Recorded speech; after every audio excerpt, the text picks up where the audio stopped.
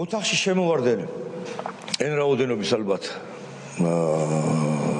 ნიღბიანი პირები გამოგვიყვანეს ოთახიდან ეგრეთ წოდებული ჰოლში დაგვაყენეს პირით კედლისკენ ტყვეებივით ხელით აწეული დეპუტატები პარლამენტის გიცეს რომ დეპუტატი გითხრათ ვალერი გელბახიანმა და მათ შორის ჩვენც, მაგრამ ვალერი მუცხა რომ რას აკეთებთ, ჩვენ ვართ პარლამენტის წევრები, თქვენ არ გაქვთ ჩვენი დაპატიმრების უფლება, თქვენ არ გვაქვთ კონსტიტუციას და ასე შემდეგ დაუწყო განმარტება. რაზეც ავტომატის კონდახი მიიღო გვერდებში. რომ აი ეს არის ჩვენი კონსტიტუცია, ხმა კრინტი. დავჩუმდით. გარკვეული პერიოდის შემდეგ ჩამოგვიყვანეს კიბეებზე ჩამოვედით ფეხით, გამოვედით, უკან მანქანა მოგყვებოდა, სადაც უნდა მიგიყვანოთ, თქვა არა, გაზმბელიაშვილის ქუჩაზე რესტორანთან ხალხი იყო, მე აქ გადმოგშვით თქო და იქ გადმოვედით და მე გადავრეკეთ და გადაგვიყვანეს იმღამეს დავტოვეთ ჩვენ ქვეყანა გავედით.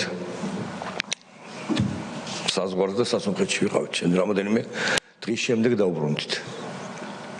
აი ეგრე მოხდა იმედში ჩვენი მზადებოდით გადაცემისთვის. მე პირადად ვიყავი მესამე სართულზე. ეს იყო თავდასხმა. შემოჭრაც არ არის სიტყვა. შემოვიდნენ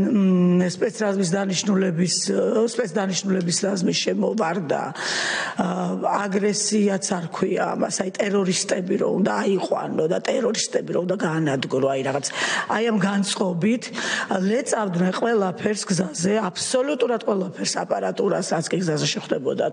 ჩვენი კოლეგები პირველ სართულზე ყველანი დააწვინეს ხელებით წინ იატაკზე პირდაპირ შეანგრიეს საეთერო სკარები, მოკლედ მიზანი იყო სასწრაფოდ ტელევიზიის გათიშვა. გითხრეს რომ კედელთან დამდგარიყავით და არ გამძლეულიყავით. ეს ახლა მოყოლით, ხო?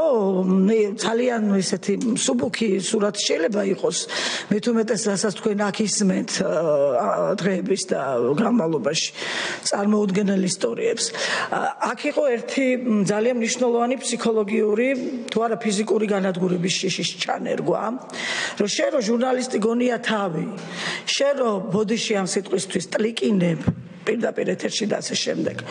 არავინ არ ხარ ჩემს პირობებში. გაგანადგურებ დღესვე